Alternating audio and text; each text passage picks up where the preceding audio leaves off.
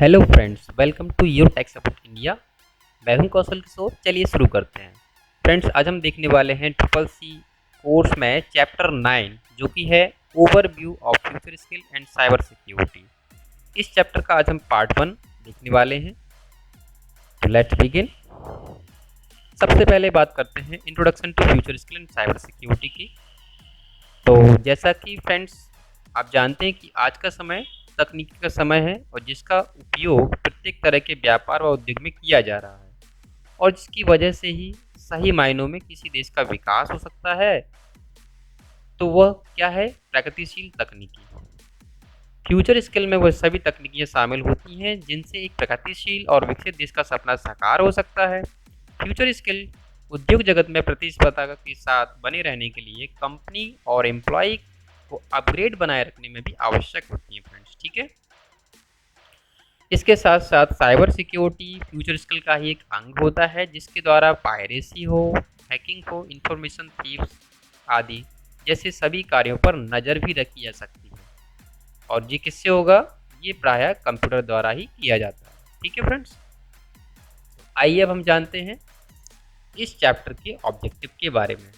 तो विद्यार्थियों, अगर आप इस चैप्टर को पढ़ने के बाद आपके लिए जो टॉपिक्स हैं वो काफ़ी आसान हो जाएंगे। ठीक है। तो वो टॉपिक कौन कौन से हैं जिनको समझना आपके लिए आसान हो जाएगा? जैसे कि इंटरनेट ऑफ थिंग्स यानी कि IoT, big data analytics, clouds computing. और फ्रेंड्स, आज हम इन तीनों टॉपिक के बारे में स्टडी करने वाले हैं। Internet of things, big data analytics और क्लाउड्स कंप्यूटिंग। ठीक है। इसके साथ साथ आप वर्चुअल रियलिटी के बारे में जानने लगेंगे, artificial intelligence, social and mobile application, blockchain technology, 3D printing या additive manufacturing, robotics process automation. ठीक है। साथ ही साथ साइबर सिक्योरिटी की नीड्स क्यों होती है और सिक्योरिंग पीसी यानी कंप्यूटर को आप सिक्योर कैसे बना सकते हैं। साथ ही साथ अगर आप स्मार्टफोन भी यूज़ करते हैं तो उसको सिक्योर कैसे कर सकते हैं। तो ये सारे टॉपिक्स आप इस चैप्टर को कवर करने के बाद समझ जाएंगे अच्छे से। ठीक है फ्रेंड्स, तो अब हम स्टार्ट करते हैं। और इस लेसन में आपको ये भी सीखने को मिलेगा कुछ चीज़ों का इंट्रोडक्शन और उनके बारे में डिटेल्स। तो यहाँ पे वो इंट्रोडक्शन कौन कौन से हैं? Introduction to IoT, introduction to big analytics, introduction to cloud computing, introduction to virtual reality, introduction to artificial intelligence, social and mobile, blockchain technology का introduction, 3D printing, adaptive manufacturing, robotic process automation। ठीक है। तो वही सारे topics हैं जिनके बारे में इंट्रोड्यूस आपको कराना है। तो हम सब सिलेबस के अकॉर्डिंग चल रहे हैं फ्रेंड्स। ठीक है। तो आइए अब देखते हैं फ्यूचर स्किल का इंट्रोडक्शन। ठीक है, इंट्रोडक्शन टू फ्यूचर स्किल्स। तो ये क्या है? तो हम इसके बारे में कुछ पहले भी अभी स्टार्टिंग में पॉइंट हमने समझे। तो अब इसमें नेक्स्ट पॉइंट क्या है कि देखिए, उद्योग जगत में बहुत तेज़ी से तकनीकी बदलाव एक बहुत ही बड़ी समस्या होती है। ठीक है, क्योंकि जब भी टेक्नोलॉजी अपडेट होती है तो आपको एम्प्लॉय को भी अपग्रेड करवाना पड़ता है। ठीक है, तो इसमें इन्वेस्टमेंट होता है फ्रेंड्स। ठीक है, तो इसलिए उद्योग जगत में अगर प्रतिस्पर्धा के साथ आपको बने रहना है तो कंपनी और एम्प्लॉय को अपग्रेड आपको करवाना पड़ेगा।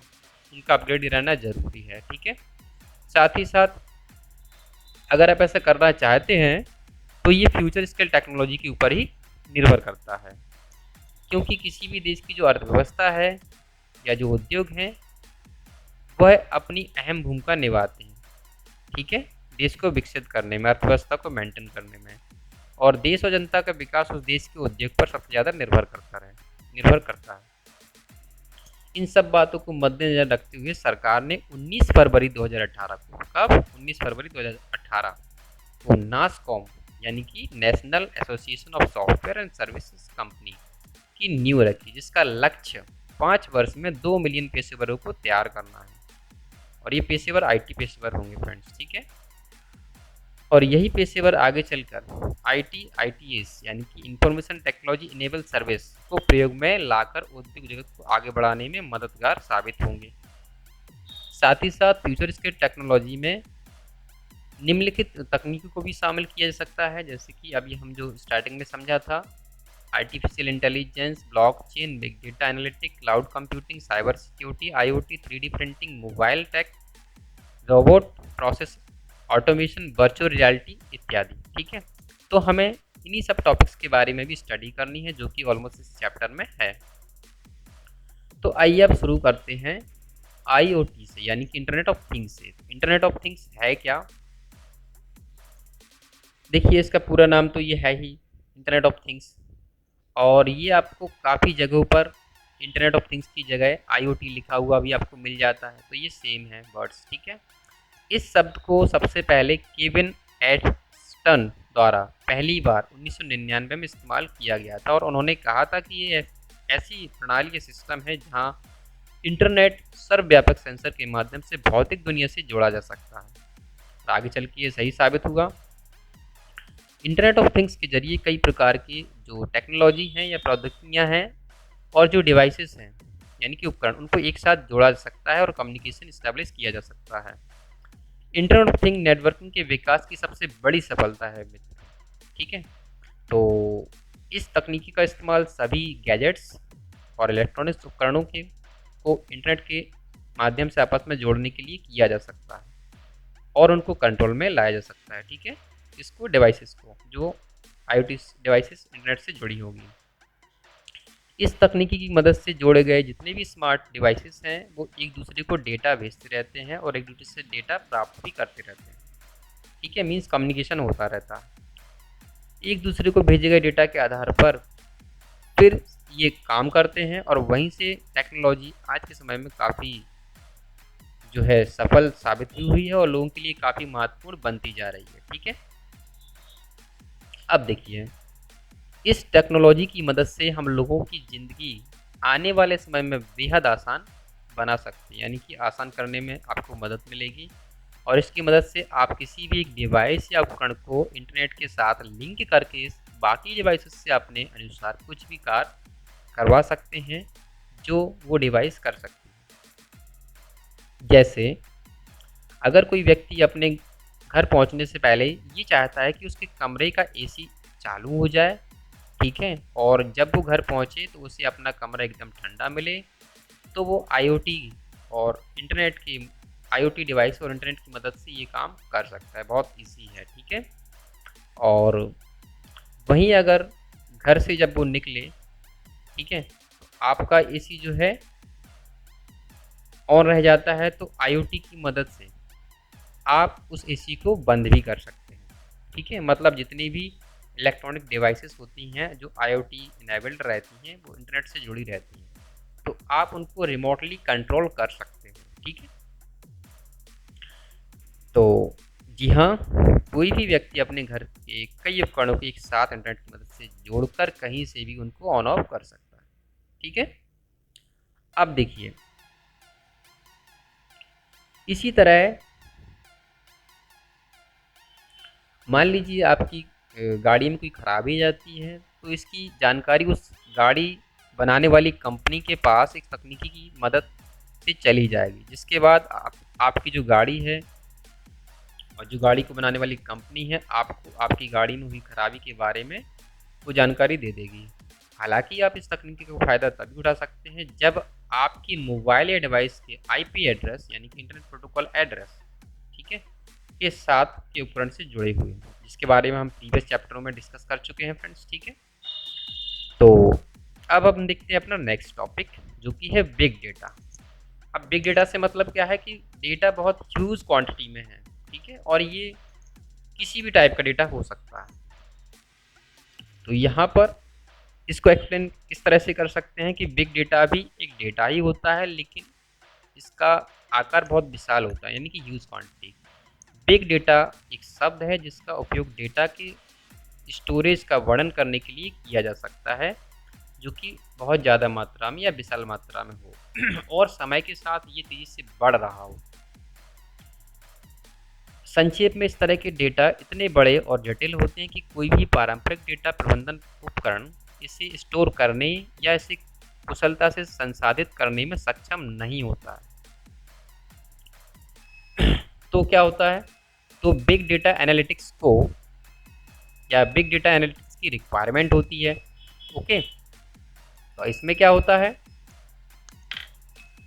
बिग डेटा एनालिटिक्स जानकारी को उजागर करने के लिए बड़े और विविध डेटा सेट या बड़े डेटा की जांच करने की जटिल प्रक्रिया होती है। ओके, जैसे कि अब ये बिग डेटा एनालिटिक्स क्या करेंगे या ये क्या कर सकते हैं बिग डेटा एनालिटिक्स से, छिपे हुए जो भी पैटर्न्स होते हैं या जो अज्ञात सहसंबंध होते हैं या बाजार के जो रुझान होते हैं और ग्राहक की जो प्राथमिकताएं होती हैं, जो संगठनों को सूचित व्यापार निर्णय लेने में मदद कर सकती हैं। ठीक है, तो ये सब जो हमारा बिग डेटा है उसी के अनुसार इसका विश्लेषण किया जा सकता है। उस बिग डेटा में जो भी छुपे हुए पैटर्न्स होंगे, जो भी अज्ञात सहसंबंध होंगे, जो भी रुझान होंगे, जो भी ग्राहक की प्राथमिकताएं होंगी, तो वो क्या करते हैं, संगठनों को जो सूचनाएं इन्फॉर्मेशन इकट्ठा करते हैं, इससे व्यापार में हमें डिसीजन लेने में, बिजनेस में डिसीजन लेने में आपको हेल्प मिलती है और आपका बिजनेस ग्रो करता है।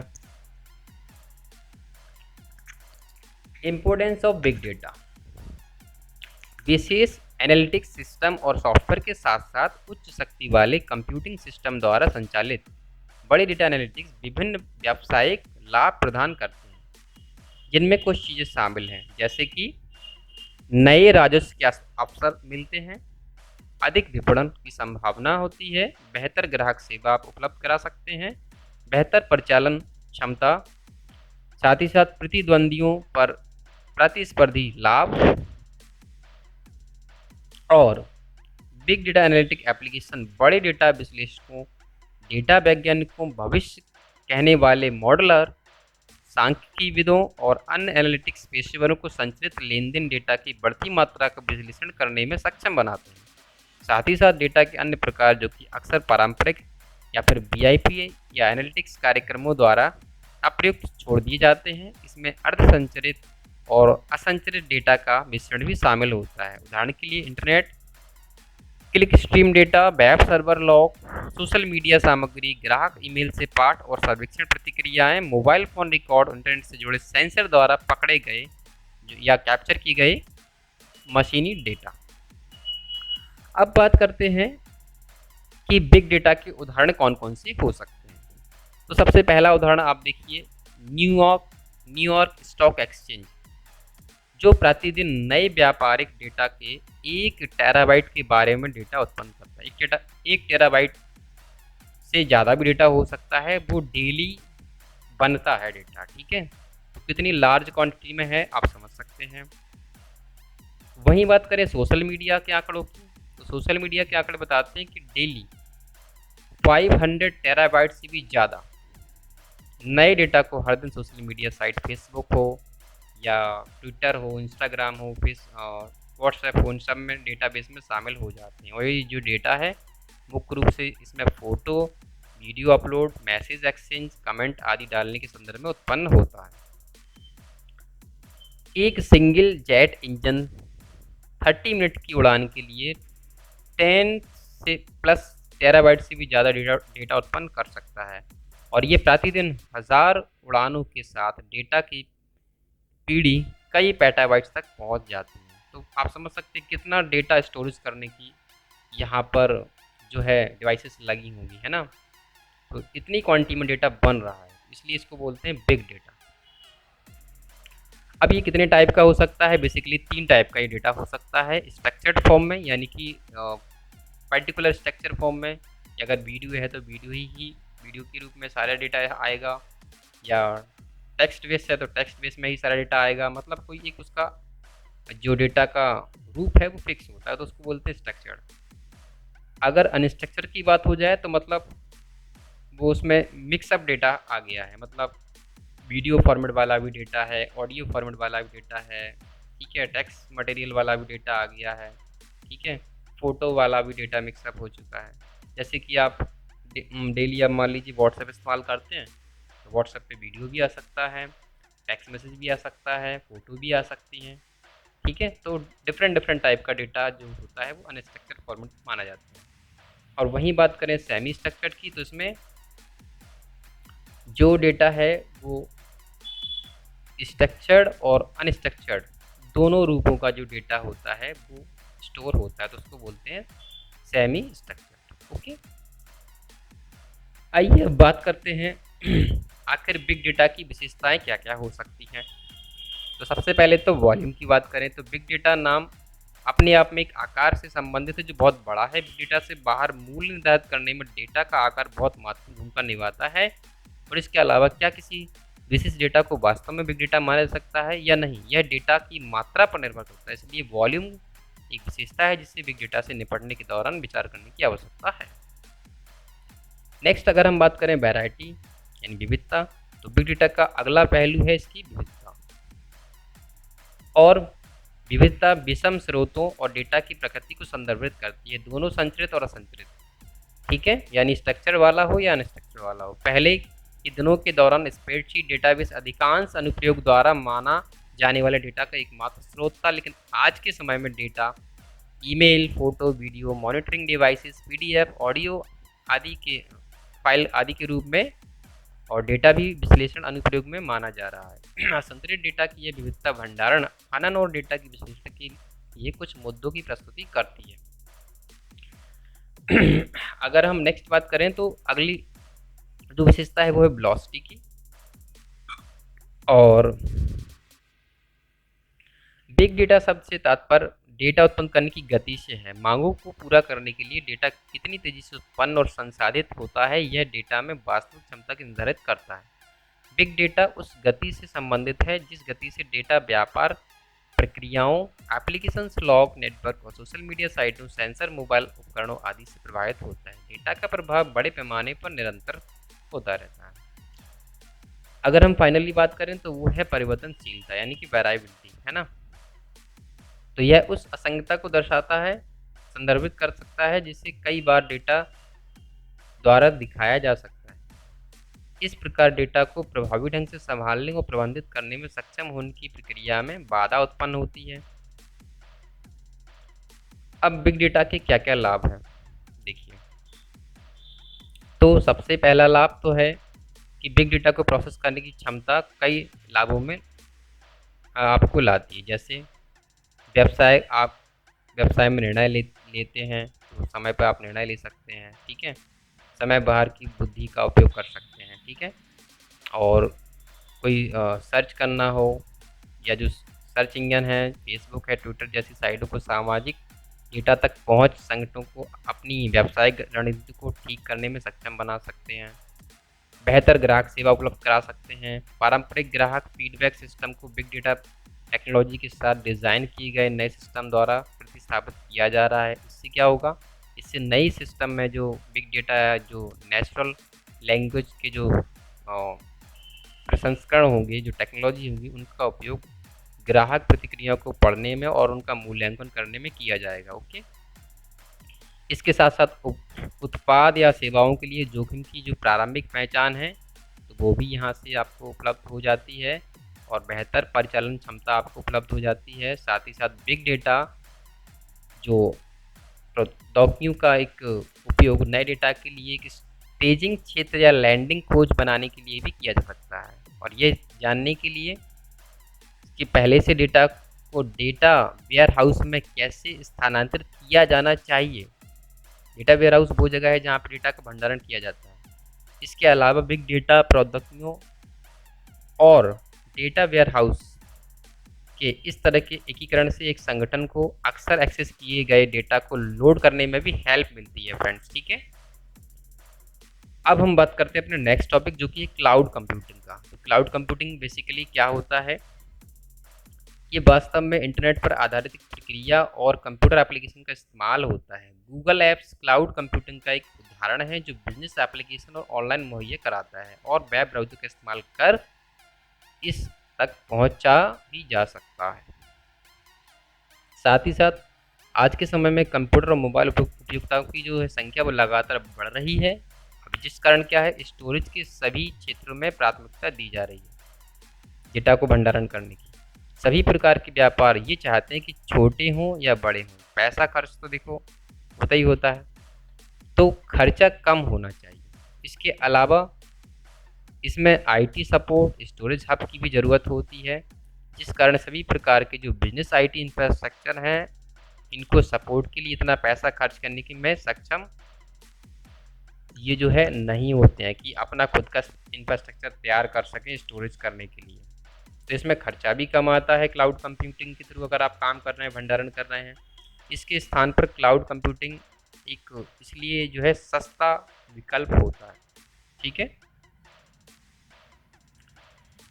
यहाँ पर ईमेल सेवा का उपयोग करते समय हमारा डेटा क्लाउड सर्वर पे स्टोर होता है। एक एग्जांपल ले लें कि हम जो है ईमेल का जो डेटा है बेसिकली हमारे मोबाइल में ईमेल का डेटा सेव रहता है ऐप के थ्रू, लेकिन वो डेटा हमें क्लाउड कंप्यूटिंग के थ्रू कैसे मिलता है, क्योंकि वो हमारा जो डेटा है वो क्लाउड सर्वर पर सेव रहता है, ना कि हमारे खुद के मोबाइल में या कंप्यूटर पर। तो क्लाउड से वो डेटा हमारे मोबाइल में एक्सेस होता है फ्रेंड्स। ठीक है, तो क्लाउड सिस्टम में जो टेक्नोलॉजी और इंफ्रास्ट्रक्चर का इस्तेमाल किया जाता है वह हमें दिखाई नहीं देता, क्योंकि इसे HTTP या XML या रूबी PHP और इसी प्रकार की अन्य टेक्नोलॉजी का इस्तेमाल करके बनाया जाता है। यूज़र अपने कंप्यूटर, लैपटॉप या मोबाइल से क्लाउड सिस्टम को काफ़ी आसानी से एक्सेस या कनेक्ट कर सकता है।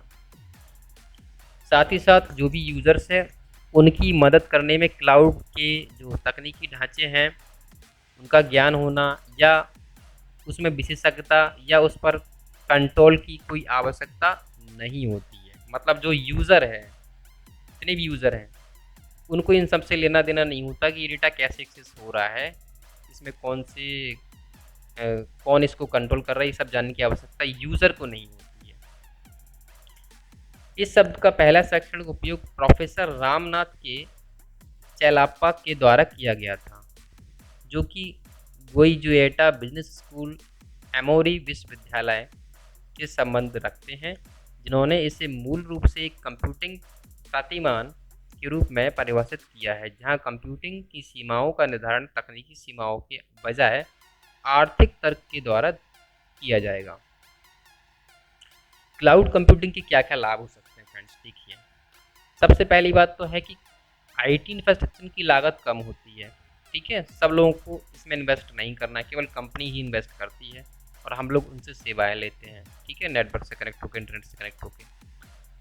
कम कंप्यूटर हार्डवेयर सॉफ्टवेयर की आवश्यकता होती है, बेहतर परफॉर्मेंस मिल जाती है, मेंटेनेंस की भी कम समस्याएं रहती हैं, केवल कंपनी को ही मेंटेनेंस देखना है, यूज़र को इससे कोई लेना देना नहीं है, न्यूनतम मेंटेनेंस लागत आती है।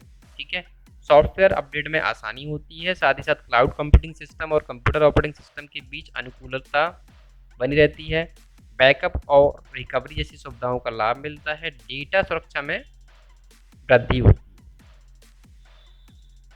अब बात करते हैं आखिर ये क्लाउड कितने टाइप का हो सकता है।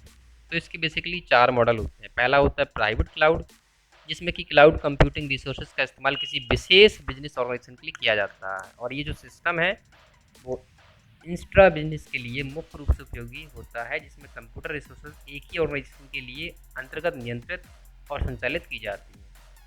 वहीं अगर हम बात करें कम्युनिटी क्लाउड्स के बारे में, तो इसमें कंप्यूटिंग रिसोर्सेज को कम्युनिटी या ऑर्गेनाइजेशन को प्राइवेट कर दिया जाता है पूर्ण रूप से। ठीक है, और अगर वही बात करें पब्लिक क्लाउड की, तो पब्लिक क्लाउड का इस्तेमाल सामान्यतः B2C यानी बिजनेस टू कंज्यूमर बिजनेस में किया जाता है। इसमें कंप्यूटर रिसोर्सेज को सरकार, एकेडमी या बिजनेस संस्थानों द्वारा संचालित और नियंत्रित किया जा सकता है। नेक्स्ट अगर हम बात करें, जो हमारा अगला क्लाउड है वो है हाइब्रिड क्लाउड, जो कि इस प्रकार के क्लाउड का उपयोग B2C और B2B दोनों प्रकार के बिजनेस में हो सकता है, और इस प्रकार की क्लाउड जो प्रणाली है वो हाइब्रिड क्लाउड कहलाती है, जिसमें कंप्यूटिंग रिसोर्स अलग अलग क्लाउड से जुड़े हुए हो सकते हैं। नेक्स्ट हम बात करते हैं क्लाउड कंप्यूटिंग सर्विसेज। तो ये बेसिकली 3 तरह की सेवाएं उपलब्ध कराती हैं। पहला SaaS, जिसको सॉफ्टवेयर एज ए सर्विस बोलते हैं, दूसरा PaaS यानी कि प्लेटफॉर्म एज ए सर्विस, और थर्ड है IaaS यानी कि इंफ्रास्ट्रक्चर एज आ सर्विस। तो इनमें क्या क्या है, देखिए। सबसे पहले बात करेंगे SaaS यानी सॉफ्टवेयर एज ए सर्विस। तो software as a service cloud computing का एक सॉफ्टवेयर सर्विस डिस्ट्रीब्यूशन मॉडल है, जिसमें सर्विस प्रोवाइडर या वेंडर द्वारा एप्लीकेशन को होस्ट किया जाता है और किसी कंप्यूटर जो है जो इंटरनेट पर कनेक्टेड रहेगा और कस्टमर के लिए उपलब्ध कराया जाता है। और इसमें आज के समय में काफ़ी प्रचलित सर्विस डिलीवरी मॉडल ये जो है बनता जा रहा है, जो कि सर्विस ओरिएंटेड आर्किटेक्चर यानी कि SOA अथवा वेब सर्विसेज को सपोर्ट करता है। इंटरनेट के माध्यम से ही इस सेवा को पूरी दुनिया में कस्टमर के लिए उपलब्ध कराया जाता है। अगर बात करें डेटा स्टोरेज के पुराने तरीकों की, तो इसमें यूज़र को डेटा स्टोर करने के लिए सॉफ्टवेयर को खरीदना पड़ता था, फिर उसे अपने कंप्यूटर में इंस्टॉल करना होता था। इसके स्थान पर इस नए मॉडल में यूज़र आसानी से मासिक आधार पर क्लाउड सर्विसेज को सब्सक्राइब करके सेवा का लाभ ले सकते हैं। और इसके अलावा SaaS सर्विस का उपयोग यूज़र लगभग सभी इंटरनेट इनेबल डिवाइसेस पर आसानी से कर सकते हैं। अब चलिए बात करते हैं नेक्स्ट सर्विसेज की, जो कि है प्लेटफॉर्म एज अ सर्विस। तो यह डेवलपर को ऐसा प्लेटफॉर्म उपलब्ध कराती है जहां पे भी एप्लीकेशन को बिल्ड भी कर सकते हैं, यानी कि बना सकते हैं। इस सर्विस को क्लाउड में ही होस्ट किया जा सकता है और इंटरनेट पर यूज़र कहीं से भी इसको एक्सेस कर सकते हैं। उदाहरण के लिए जिस प्रकार टीचर द्वारा बच्चों को ड्राइंग के लिए पेंट, कलर, पेपर, ब्रश इत्यादि उपलब्ध कराए जाते हैं, छात्रों को बस पेंटिंग करनी होती है, उसी प्रकार PaaS में यूज़र को विभिन्न टूल्स के साथ एक प्लेटफॉर्म प्रदान किया जाता है जहां पर वो एप्लीकेशन को डेवलप कर सकते हैं। तो यहाँ यूज़र्स के लिए समय समय पर न्यू फीचर्स अपडेट किए जाते हैं और यह एक ऐसा प्लेटफॉर्म होता है जो एप्लीकेशन डेवलपमेंट को सपोर्ट करता है। इस कारण सॉफ्टवेयर डेवलपर, वेब डेवलपर या बिजनेस के लिए यह काफ़ी फायदेमंद है। इसके अलावा इसमें सॉफ्टवेयर सपोर्ट और maintenance service, storage, networking, deploying, testing, collaborating, hosting and application maintenance की भी सुविधा मिल जाती है। आइए अब बात करते हैं IaaS यानी इंफ्रास्ट्रक्चर एज अ सर्विस। तो PaaS के अलावा IaaS क्लाउड कंप्यूटिंग की एक मौलिक यानी कि फंडामेंटल सर्विस है। इसमें यूज़र कंप्यूटिंग रिसोर्सेज को वर्चुअल तरीके से इंटरनेट पर एक्सेस कर सकता है और यह विभिन्न प्रकार की कंप्यूटिंग सर्विसेज और इंफ्रास्ट्रक्चर जैसे कि virtual server space, network connection, bandwidth, load balancer and IP address आदि प्रदान करता है। इसमें नेटवर्क आमतौर पर फ्री डेटा सेंसरों में डिवाइड किए जाते हैं और इसमें हार्डवेयर रिसोर्सेज के भी बहुत सारे सर्विसेज सर्वर्स पर काम करते हैं। IaaS कंप्यूटिंग यानी कि IaaS कंप्यूटिंग का एक कंप्लीट पैकेज है। छोटे पैमाने के लिए, बिजनेस के लिए यह काफ़ी उपयुक्त है क्योंकि इसमें अपेक्षाकृत IT इंफ्रास्ट्रक्चर की लागत कम होती है। IaaS कंप्यूटिंग का उपयोग करके कोई भी बिजनेस बहुत सारी लागतों को बचा सकता है, जैसे कि मेंटेनेंस, बाइंग न्यू कंपोनेंट जैसे हार्ड ड्राइव को बाई करना, नेटवर्क कनेक्शंस को बाई करना, एक्सटर्नल स्टोरेज डिवाइसेस इत्यादि। ठीक है, सरल शब्दों में अब इसकी समरी समझ लेते हैं। जैसे कि सबसे पहला पॉइंट, क्लाउड कंप्यूटिंग में डेटा को अधिक कुशल तरीके से सुरक्षित रखा जा सकता है। सेकेंड, क्लाउड कंप्यूटिंग के लिए यूजर्स को बहुत ही कम हार्डवेयर या सॉफ्टवेयर की आवश्यकता होती है। थर्ड, गूगल, फेसबुक, अमेजन इत्यादि कंपनी यूजर के लिए क्लाउड सर्विसेज प्रदान करा रही हैं, जिनसे आप सर्विस ले सकते हैं। साथ ही साथ क्लाउड सिस्टम में जो टेक्नोलॉजी या इंफ्रास्ट्रक्चर का इस्तेमाल किया जाता है वह हमें दिखाई नहीं देता है, क्योंकि इसे प्रोटोकॉल्स जो कि जैसे कि HTTP, XML, रूबी, PHP और इसी प्रकार की अन्य तकनीकी का इस्तेमाल करके बनाया जाता है। यूज़र अपने कंप्यूटर, लैपटॉप या मोबाइल क्लाउड सिस्टम को काफ़ी आसानी से कनेक्ट कर सकते हैं। क्लाउड सिस्टम के 4 मॉडल होते हैं: private cloud, community cloud, public cloud and hybrid cloud. Okay friends, आइए अब बात करते हैं क्लाउड कंप्यूटिंग की कुछ हिस्ट्री के बारे में। तो देखिए फ्रेंड, माना जाता है कि क्लाउड कंप्यूटिंग का आविष्कार 1960 में जोसेफ कार्ल रॉबनेट लिकडर द्वारा किया गया था, जो किसी भी समय कहीं से भी लोगों और डेटा को जोड़ने के लिए ARPANET यानी कि advance research project agency network पर अपने काम के साथ थे। ठीक है, 1983 में कंप्यूसर्व ने अपने उपयोगकर्ताओं को एक छोटी सी मात्रा में डिस्क स्थान की पेशकश की, जिसका उपयोग वे किसी भी फाइल को अपलोड करने के लिए या चुनने के लिए कर सकते थे। 1994 में AT&T वेल लैबोरेटरी में पर्सनल लिंक सर्विसेज को लॉन्च किया गया, जो व्यक्तिगत और व्यावसायिक संचार और उद्यमित्र मित्र के लिए एक ऑनलाइन मंच था। स्टोरेज पहले सभी वेब बेस्ड होने में से एक था और उनके विज्ञापनों में संदर्भित के रूप में आप हमारे जो है इलेक्ट्रॉनिक मीटिंग स्थानों को क्लाउड के रूप में सोच सकते थे। अमेजन वेब सर्विस ने 2006 में अपनी क्लाउड सर्विसेज सेवा उपलब्ध कराई, जो कि AWS S3 की शुरुआत उन्होंने कराई। और स्मगमग ये दूसरी कंपनी है जो ये सर्विस उपलब्ध कराती है। ड्रॉप बॉक्स हो गया और प्रिंटरेस्ट जैसी लोकप्रिय सेवाओं के लिए भंडारण आपूर्ति के रूप में व्यापक मान्यताएं और गोद ले ली। ठीक है, तो इसके बाद 2005 में बॉक्स नाम की एक कंपनी आई, जिसने व्यवसायों के लिए एक ऑनलाइन फाइल साझाकरण और व्यक्तिगत क्लाउड सामग्री प्रबंधन सेवा की घोषणा की थी। अब फ्रेंड्स, तो ये थे हमारे आज के टॉपिक्स।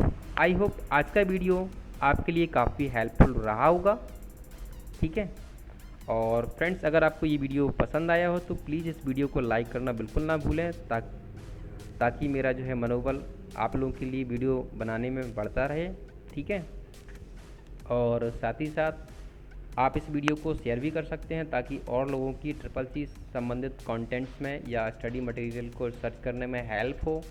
ठीक है, और फ्रेंड्स, आपसे रिक्वेस्ट है कि ज़्यादा से ज़्यादा इस चैनल को सब्सक्राइब करवाइए, क्योंकि इस चैनल पे विदाउट ऐड आपको स्टडी मटेरियल उपलब्ध होता है। ठीक है फ्रेंड्स, तो फ्रेंड्स मिलते हैं नेक्स्ट वीडियोज़ में। और इस वीडियोज़ में अगर आपको कहीं क्वेश्चन या डाउट या सुझाव हो तो प्लीज़ कमेंट सेक्शन में जाकर हमें कमेंट ज़रूर करिए। हम उस कमेंट का रिप्लाई ज़रूर करेंगे। और आशा करता हूँ अगर आपको कमेंट के अनुसार वीडियो कराने की आवश्यकता हुई तो हम आपको वीडियो भी उपलब्ध कराएंगे। ठीक है फ्रेंड्स, तो मिलते हैं नेक्स्ट वीडियोज़ में। तब तक के लिए रखिए आप लोग अपना ध्यान। जय हिंद, जय भीम, वंदे मातरम।